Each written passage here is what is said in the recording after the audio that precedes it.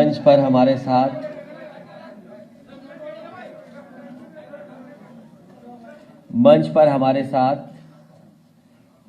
Bahujan Samaj party के रहे प्रदेश के अध्यक्ष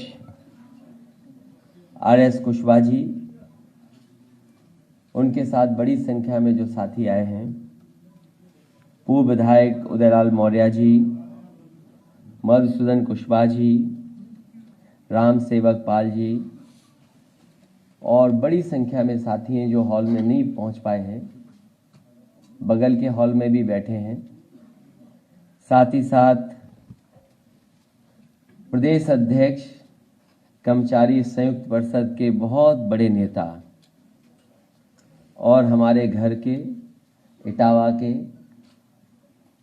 बहुत ही प्रतिष्ठित परिवार से जुड़े रहे।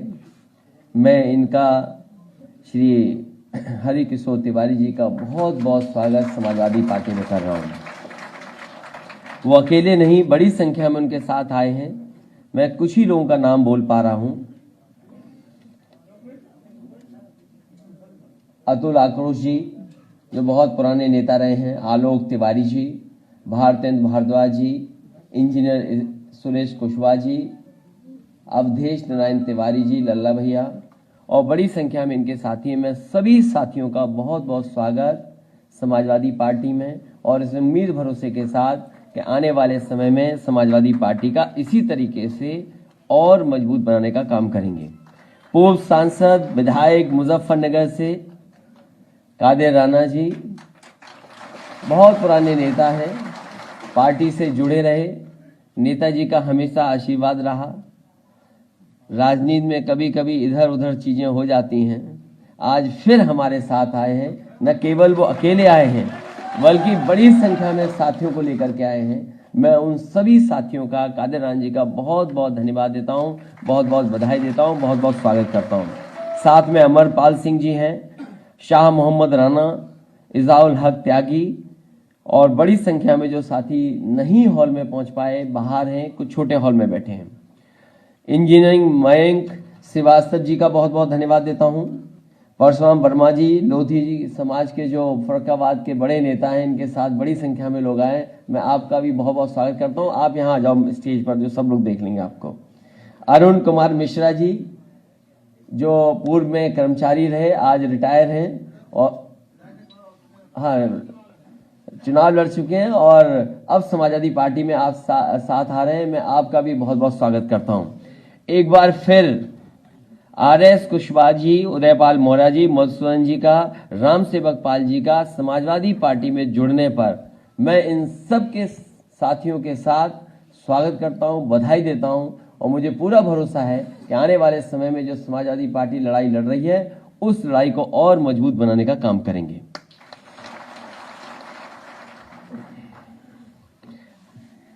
मैं अपने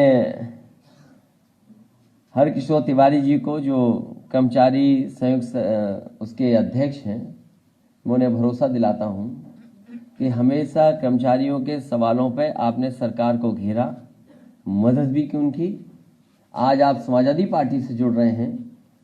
समाजवादी पार्टी के जुड़ने से न केवल कर्मचारियों का भरोसा बढ़ेगा बल्कि बड़ी संख्या में जो आपसे जुड़े लोग हैं उनका भी भरोसा बढ़ा है। हम आपको भरोसा दिलाते हैं कि जब घोषणा पत्र बनेगा उसमें तमाम कर्मचारियों की समस्याओं का समाधान कैसे, उसका रास्ता निकालने का भी घोषणा पत्र में हम लोग शामिल करेंगे और समय समय पर जब आप कर्मचारियों की समस्या बताएंगे, उन समस्याओं का समाधान कैसे हो, कैसे निकले, उसका भी रास्ता निकालने का काम हम लोग करेंगे। जो सरकार आज सत्ता में है, बहुत भरोसा दिलाया जनता को उन्होंने, और जनता ने भी इतना वोट दिया कि सबसे ज्यादा लोकसभा के सांसद जीत गए, बड़ी संख्या में विधायक जीत गए। और सरकार ने यह दावा किया कई मौकों पर, जब दिल्ली ने यह कहा कि हम भारत की अर्थव्यवस्था को 5 ट्रिलियन डॉलर की इकोनॉमी बना देंगे, वहीं उत्तर प्रदेश की सरकार ने भी कहा कि हम भी 1 लाख ट्रिलियन डॉलर की इकोनॉमी बना ले जाएंगे। महंगाई को लेकर के ये दावा किया गया था कि सत्ता में आते ही महंगाई को रोकने का और नियंत्रण करने का काम किया जाएगा। लेकिन जब आज हम महंगाई को देख रहे हैं, सुबह की चाय से लेकर के और शाम के खाने तक का अगर हिसाब किताब लगाएंगे और जितनी भी चीजें आसपास दिखाई दे रही हैं, आज उनकी कीमतें बढ़ गई हैं। महंगाई बड़े पैमाने पर बढ़ी है और तमाम हमारे गरीब मजदूर ऐसे लोग हैं, ऐसे परिवार हैं जिनके पास आज खाने का इंतजाम नहीं है, भर पेट खाना भी नहीं खा सकते। आज ये स्थिति भारतीय जनता पार्टी ने पैदा कर दी। और जिस समय ग्लोबल हंगर इंडेक्स के मामले में आंकड़े सामने आए हैं, जो भारत आगे बढ़ रहा था, कहीं ना कहीं भुखमरी से लड़ना था जिस भारत को, यहां की सरकारों को वो इंतजाम करने थे, लेकिन वो इंतजाम नहीं किए। आज भारत पाकिस्तान, बांग्लादेश, नेपाल से भी पीछे छूट गया है। तो जो लोग सपना दिखा रहे थे $5 ट्रिलियन इकोनॉमी का, उत्तर प्रदेश की सरकार $1 ट्रिलियन इकोनॉमी का, और हमारे लोग भूखे सो जाएं, जो आने वाली पीढ़ी है उसके बारे में ये आंकड़े निकल करके आए कि सबसे कम वजन के बच्चे अगर कहीं हैं तो भारत में है, सबसे ज्यादा कुपोषित बच्चे अगर कहीं हैं तो उत्तर प्रदेश में है। ये आंकड़े अगर आए तो ये आंकड़े इसीलिए हैं कि भारतीय जनता पार्टी के लोग गलत रास्ते पे चल रहे हैं। और ये वही सरकार है जिसने कहा कि हम न्यूट्रिशनल वैल्यू बढ़ा देंगे, खाने का इंतजाम अच्छा करेंगे। जो लोग कहते हैं कि गरीबों को हम इतने बड़े पैमाने पे गेहूं, इतने बड़े पैमाने पे हम चावल दे रहे हैं, ये कौन सा गेहूं, कौन सा चावल दे रहे हैं जिससे कि आज हमारे देश के बच्चों का पेट नहीं भर पा रहा। मुझे याद है जब समाजवादी सरकार थी तो बच्चों को हफ्ते में 1 दिन दूध देने का इंतजाम किया जाता था। जो हमारे गरीब लोग थे, समाजवादी पैकेट बुंदेलखंड में और उत्तर प्रदेश के कुछ हिस्सों में जब बांटा जा रहा था तो उसमें घी, 1 किलो घी, 1 किलो मिल्क पाउडर का भी इंतजाम किया जाता था, जिससे कि हमारे गरीब परिवारों को पर्याप्त तो अच्छा भोजन मिल जाए, न्यूट्रिशनल फूड मिल जाए उनको। मुझे याद है जिस समय मथुरा के किचन का अक्षय पात्र का उद्घाटन हुआ था, जब वहां की संस्था ने कहा कि वो बच्चों को गर्म खाना दे सकते हैं और ऐसा खाना भी उपलब्ध करा सकते हैं जिससे कि बच्चों का स्वास्थ्य अच्छा होगा, खाने की न्यूट्रिशनल वैल्यू अच्छी होगी। उसी समय समाजवादी सरकार ने फैसला लिया और 10 किचन और उत्तर प्रदेश में बन जाएं, उनका पैसा बजट से दिया गया। लेकिन आज सरकार के 4.5 साल पूरे हो गए। जो समाजवादी सरकार ने लखनऊ में किचन बनाई थी, उसके अलावा उत्तर प्रदेश में कहीं किचन नहीं बन पाई। जो बच्चों को दूध मिलता था, जो बच्चों को फल मिलता था, वो तो बंद किया ही किया, लेकिन बच्चों की पूरी पढ़ाई चौपट कर दी भारतीय जनता पार्टी की सरकार ने। पूरी पढ़ाई बर्बाद हो गई है। आज पढ़ाई का कोई इंतजाम नहीं है। अगर बच्चों का भविष्य ना अच्छा हो और फिर जो नौजवान पढ़ लिख ले उसकी भविष्य की चिंता ना हो तो ये सरकार में कैसे रह सकते हैं। इन्होंने हर वर्ग के लोगों को धोखा दिया है। ये नारों में, विज्ञापन में तो अच्छे लगते हैं, और आपने ठीक कहा, ये नौकरियां केवल प्रचार के लिए हैं, सच्चाई में नौकरी नहीं मिली। न केवल उत्तर प्रदेश ने धोखा दिया यहां के नौजवानों को, बल्कि दिल्ली की सरकार ने भी धोखा दिया। मुझे याद है इसी सरकार ने कहा था कि हम 1 करोड़ लोगों को रोजगार और नौकरी दे रहे हैं, और उस समय प्रधानमंत्री जी से उद्घाटन कराया गया था। उस समय भी सूची मांगी थी। आज भी मैं सरकार से सूची मांगता हूं कि जिन करोड़ लोगों को आपने रोजगार, नौकरी देने का काम किया है और सरकारी नौकरी दी, कम से कम सूची तो दिखाएं। वो आंकड़े कहां है, वो सूचियां कहां है, किन लोगों को नौकरी दे दी आपने? ये सरकार किसान के खिलाफ है। और अगर आप लोकतंत्र में आवाज उठाओगे तो टायर से कुचल दिए जाओगे, और टायर से अगर कुचल दिए जाओगे, न्याय मांगोगे तो न्याय को कुचल देंगे। इसलिए मैं आज सब साथियों को धन्यवाद देता हूं कि आप सब निकल पड़े हैं इस देश का संविधान बचाने के लिए, कानून को बचाने के लिए और किसान को बचाने के लिए। किसान जो हमारा पेट भरता है, जो हमें कपड़े देता है, हमारी अर्थव्यवस्था को बचाता है, अन्न उत्सव मनाते हैं, अन्नदाता हमारा, और उसका इतना अपमान, उसे आतंकवादी कह देना, उसे मवाली कह देना, और आज तक गन्ने का बकाया नहीं दे पाई सरकार। अभी भी गन्ने का बकाया है। बिजली कितनी महंगी हो गई, अभी त्योहार मन गया लेकिन बिजली का संकट रहा, बिजली नहीं उपलब्ध करा पाए। कहने को, दावा करने को तो कहने लगे कि हम पर यूनिट 70 रुपए की बिजली खरीद रहे हैं, लेकिन आपने मुनाफा किसको पहुंचा दिया? अगर आपने सही समय पे कोयले का इंतजाम किया होता तो शायद उत्तर प्रदेश के लोगों को त्योहार पे भी बिजली मिल जाती।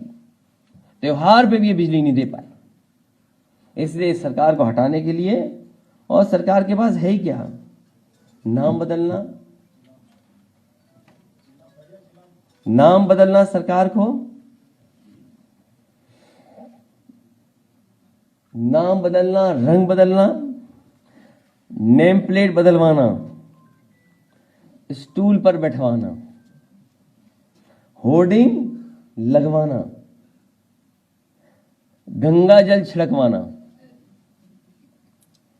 कार पलटवाना, फोटो हटवाना, गड्ढों की जगह जेब भरना, और अकेले में 3x660 super critical thermal plant की बोलने की प्रैक्टिस करना। और जैसे औरों के नाम बदले गए हैं, जैसे औरों के नाम बदले गए, हो सकता है आसानी के लिए प्लांट का भी नाम कमल प्लांट कर दिया जाए। थर्मल प्लांट की जगह कमल प्लांट नाम रख दिया जाए। इसलिए हम सभी आज जो पार्टी में शामिल हो रहे हैं, उन सभी साथियों का बहुत बहुत स्वागत करता हूं। आपके आने से न केवल मनोबल बढ़ा है, समीकरण जो हिसाब किताब लगाती है सरकार, और जो तमाम सर्वे और सर्वेक्षण होते हैं, इसलिए समाजवादी पार्टी अब निकल पड़ी है सरकार बनाने के लिए। और जनता नाराज इतनी है कि जिस तरीके से इन्होंने महंगाई बढ़ाई है, ये सिलेंडर पे बात नहीं कर रहे हैं, लखनऊ में 100 से पार हो गया पेट्रोल की नहीं हो गया? बताइए हमें, आपको सबको पता है कि 100 से पार हो गया। न मुख्यमंत्री जी को पता है, न मंत्री जी को पता है, और भारतीय जनता पार्टी के एक नेता कार्यकर्ता को नहीं पता कि पेट्रोल 100 से पार हो गया लखनऊ में। सोचिए आप, हमें, आपको सबको पता है, लेकिन भारतीय जनता पार्टी के किसी को नहीं पता कि 100 से पार हो गया पेट्रोल। तो जब नहीं पता है तो ये सरकार कर क्या रही है आखिरकार? इसलिए मैं एक बार फिर आए हुए सभी समाजवादी पार्टी में जो शामिल हो रहे हैं, जो इस हॉल में हैं, हॉल के बाहर हैं, मैदान में हैं, छोटे हॉल में, उन सब का मैं स्वागत करता हूं, बधाई देता हूं।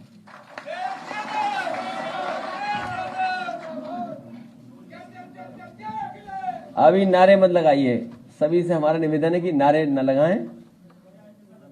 अगर कोई पूछना है तो पूछ सकते हैं, नहीं तो फिर हम चलें। अभी एक गाना लॉन्च होना है, शायद हो गया लॉन्च। विधानसभा उपाध्यक्ष पद पे आज मंत्री ने बोला है कि समाजवादी पार्टी प्रत्याशी नहीं दे पाई है।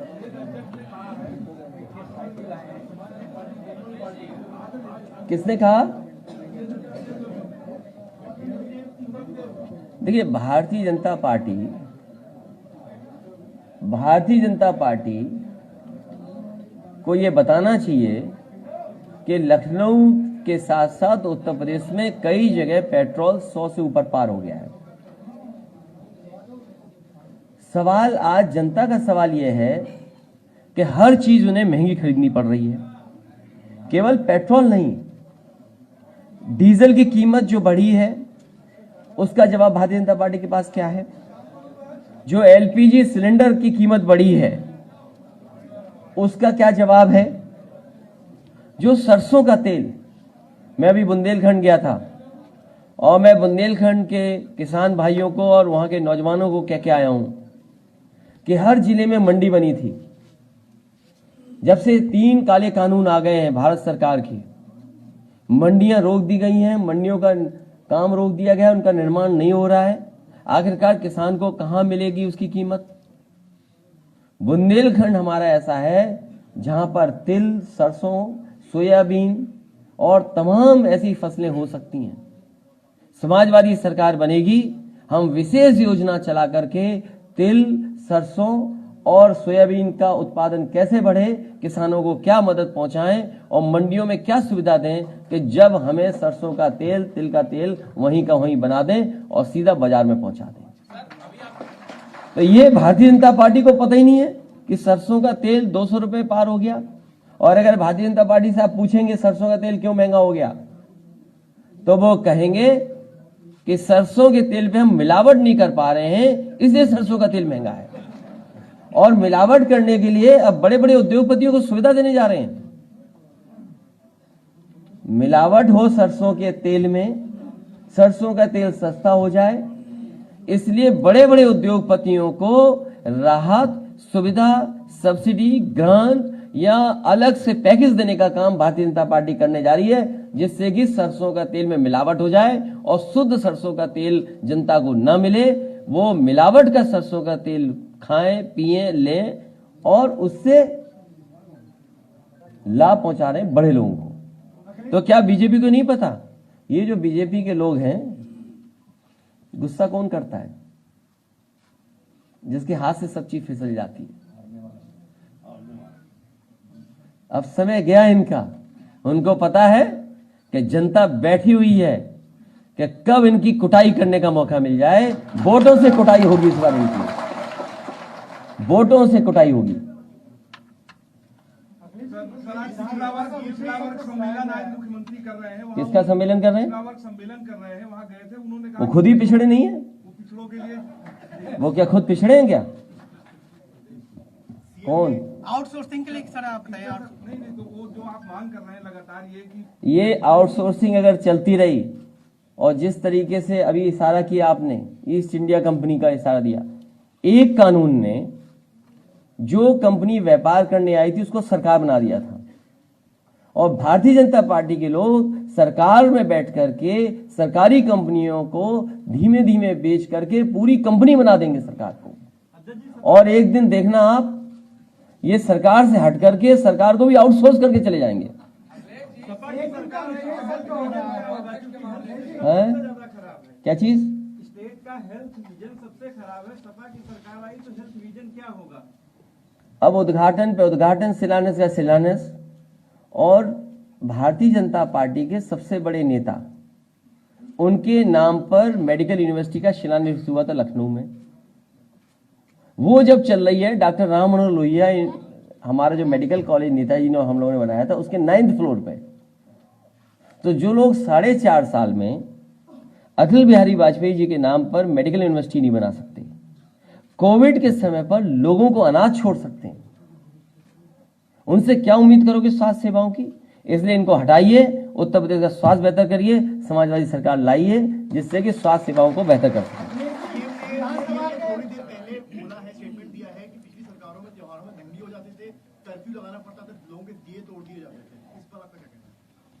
मैं जानता हूं वो क्या बहस चाहते हैं, मैं जानता हूं सरकार के लोग क्या चाहते हैं। जो तेल दियों में डलेगा उसकी कीमत क्या है, क्या मुख्यमंत्री जी नहीं जानते? जो दिए में तेल जलेगा, और इनकी सरकार के बारे में क्या कहें? जो जनता को कहा कि घी के दिए जलेंगे, जलाए सरसों के, वही मिलावट वाले दिए जलाए थे। ये मिलावट वाले लोग हैं, धोखा देने वाले लोग हैं, झूठ बोलने वाले लोग हैं, धुआं उड़ाने वाले लोग हैं। इनसे क्या उम्मीद करोगे आप? और जो किसान अपनी मांग करे तो उस पर टायर चढ़ा देंगे। उपाध्यक्ष पद का चुनाव हो रहा है, उसमें आपकी पार्टी से भी कैंडिडेट खड़े हुए और बीजेपी ने आज नितिन अग्रवाल को अपना उम्मीदवार बनाया। मुख्यमंत्री कह रहे हैं कि हम परंपराओं का निर्वहन कर रहे हैं, सपा नहीं कर रही है। मुझे आप ये बताइए, भारतीय जनता पार्टी जिस प्रत्याशी को खड़ा कर रहे हैं वो किस पार्टी के सदस्य हैं सदन में? तकनीकी रूप से तो सपा के सदस्य हैं। उनकी याचिका जो आपने दी थी विधानसभा संविधान रद्द करने की, वो खारिज हो गई। तो सोचिए, जो सरकार शिलान्यास का शिलान्यास करती है, उद्घाटन का उद्घाटन करती हो, तो आप जवाब नहीं समझ में आ रहा आपको? अखिलेश जी, जो महंगाई का प्रश्न आपने उठाया है उसके बारे में सरकार, केंद्र सरकार ये कहती रही है कि हम गरीबों के जन कल्याणकारी योजनाएं बना रहे हैं, उसमें खर्चा बहुत आता है, इसलिए पेट्रोल के दाम ज्यादा देने पड़ेंगे, डीजल के दाम ज्यादा देने पड़ेंगे। क्या कहेंगे आपकी उधर से लेके इधर? तो गरीब जनता को साइकिल पे चलना चाहिए, हम धन्यवाद देते हैं। इस बार गरीब जनता साइकिल के साथ जा रही है।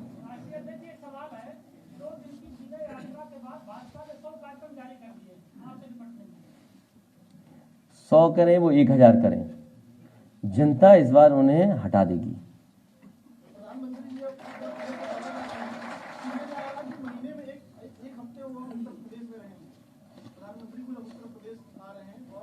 ये खबरें क्यों खबरें की खबरों बनाते हो? कोई कितना भी रहे, सवाल ये है कि आज उत्तर प्रदेश में नौजवान बेरोजगार हैं। नौजवान को नौकरी कब मिलेगी, रोजगार कब मिलेंगे?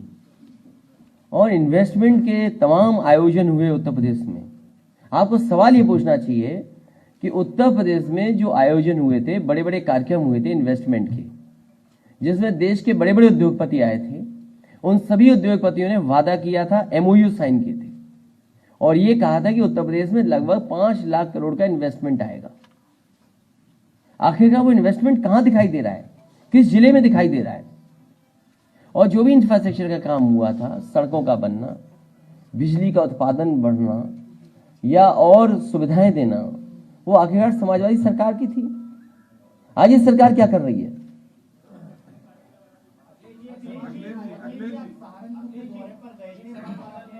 तुम्हारा आखिरी सवाल, फिर इसका जा रहे हैं। आपको क्या चिंता है गुटबाजी की? आप भारतीय जनता पार्टी के इंजन से इंजन टकरा रहे, उसके बारे में तो लिखते नहीं ना बोलते हो।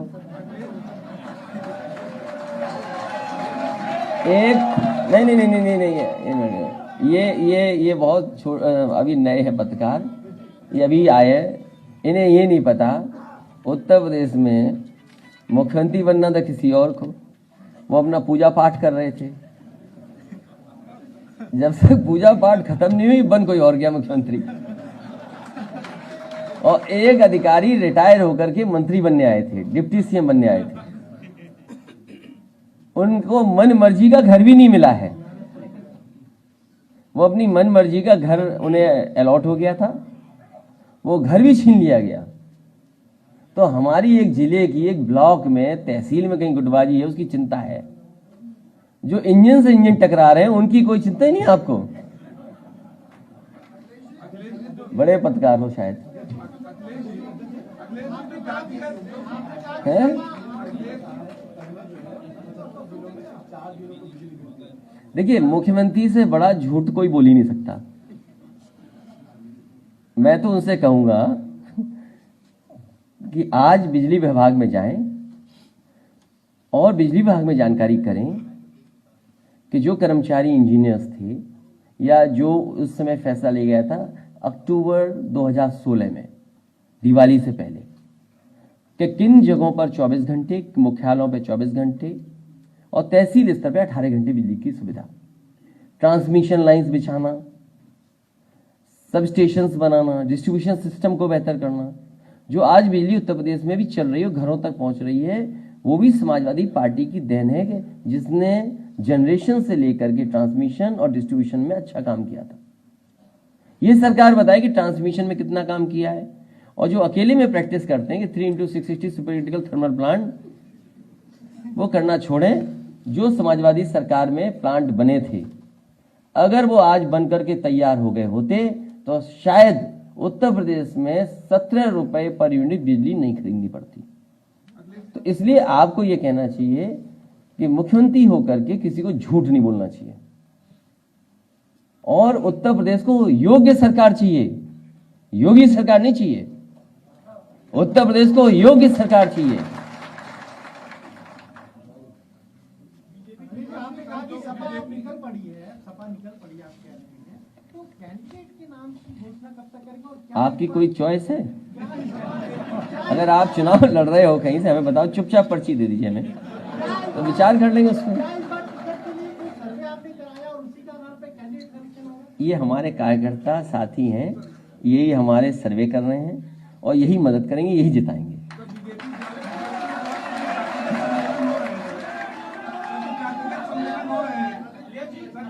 सम्मेलन हो रहे हैं जाति जनगणना को लेकर, क्योंकि आप लगातार ये बात समाजवादी पार्टी का मानना है जाति जनगणना हो। जितने भी पिछड़े हमारे समाज के लोग हैं सभी चाहते हैं जाति जनगणना हो। समाजवादी पार्टी इस पक्ष में है कि जाति जनगणना होनी चाहिए।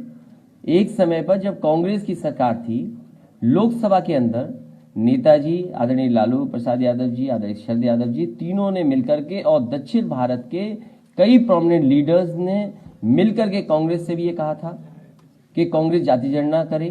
कांग्रेस ने नहीं कराई। आंकड़े आज भी हैं, हजारों करोड़ रुपए खर्च हुए सेंसस पे और फिर जनगणना होने जा रही है।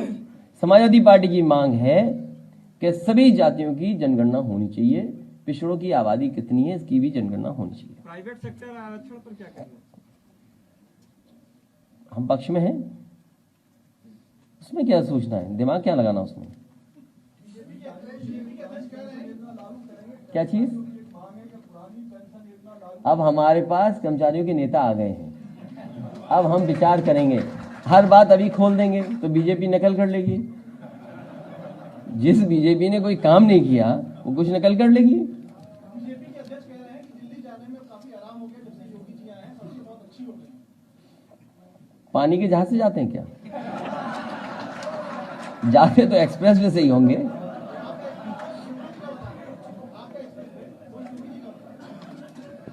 कुछ भी कह सकते हैं बीजेपी के लोग।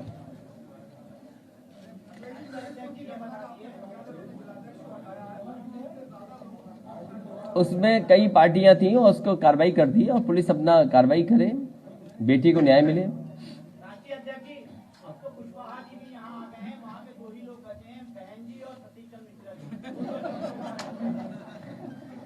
जी। मैं आज कई पत्रकार साथियों का जन्मदिन है, उनको मैं बधाई देना चाहता हूँ।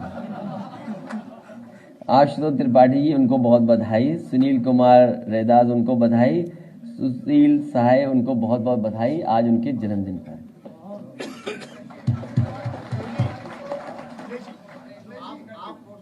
आप मायावती जी को लेकर कुछ नहीं बोलते हैं, आप मायावती जी को लेकर कुछ नहीं बोलते हैं, पर जितने बड़े दिग्गज नेता बसपा के वो सब सभा में आ रहे हैं, इसका क्या मतलब है? अब मुझे समझ नहीं आया, आप समझा दो मुझे। समाजवादी सरकार बनाने के लिए और पिछड़ों को, दलितों को उनका हक सम्मान दिलाने के लिए। और एक समय था जब डॉक्टर भीमराव अंबेडकर जी और डॉक्टर राम मनोहर लोहिया दोनों मिलकर के काम करना चाहते थे। तो ये वही लोग हैं जो डॉक्टर भीमराव अंबेडकर जी के रास्ते पे चलने वाले, संविधान को बचाने वाले और आज़ादी के बाद जिन्हें हक और सम्मान नहीं मिल पाया उनको दिलाने के लिए समाजवादी पार्टी के साथ जुड़ रहे हैं। हम इन सब का स्वागत कर रहे हैं। भागीदारी संकल्प मोर्चा बनाकर आपके पास आ रहे थे। नेता जो हाल फिलहाल दिनों में सपा ज्वाइन किए हैं, मायावती जी ने कई बार ट्वीट किया इस पर। उन्होंने लिखा है कि दूसरी पार्टी के स्वार्थी, टिकटार्थी और निष्कासित लोगों को सपा में शामिल करने से पार्टी का खुलना कोई नहीं बनने वाला। चाहे जैसे आए, हमारे पास तो आ रहे हैं, ठीक बात है। हम खुश हैं जो आ रहे हैं, हम खुश हैं। लोकतंत्र में सर गिने जाते हैं, वोट गिना जाता है, इसलिए जो आएगा उसका स्वागत करेंगे। काम समाजवादियों ने बहुत करके दिखाया है और हम तो कर्मचारी संघ के अध्यक्ष हैं, ये भी कह रहे हैं कि कर्मचारियों को कम से कम जहां बैठते हैं जिन बिल्डिंगों में, उससे अच्छा सुविधा काम करने का तो मौका मिले। कर्मचारियों की व्यवस्था क्या है? कुछ भी नहीं। अगर स्वास्थ्य की व्यवस्था की तो वो सरकार नहीं आगे बढ़ा पा रही है। उनकी बिल्डिंगें देखो कितनी खराब है। कम से कम समाजवादियों ने वो बिल्डिंग तो बनाई जिसमें मुख्यमंत्री जी बैठते हैं। वो जो नीला वाला हेलीकॉप्टर देखते हो ना, वो भी समाजवादियों का खरीदा हुआ है। कई नेता सर आने के चक्कर में वो उनकी ज्वाइनिंग कब से होगी? अभी बीजेपी को छुआ नहीं। अभी वो लोग बहुत आना चाहते हैं, उसमें से बड़ी संख्या में लोग, क्योंकि सुनने में ये आया है कि 150 से ऊपर की टिकट कट रही है। और देखिए हिसाब किताब बिल्कुल ठीक ठाक है, 150 की टिकट कट रही है और 100 मुख्यमंत्री से नाराज थे जो विधानसभा में धरने बैठे थे। कितने हो गए? 250। 50 हम जीते हुए हैं तो कितने हो गए हमारे? 300 तो पार अभी हो गए। बहुत बहुत धन्यवाद सबका आपका।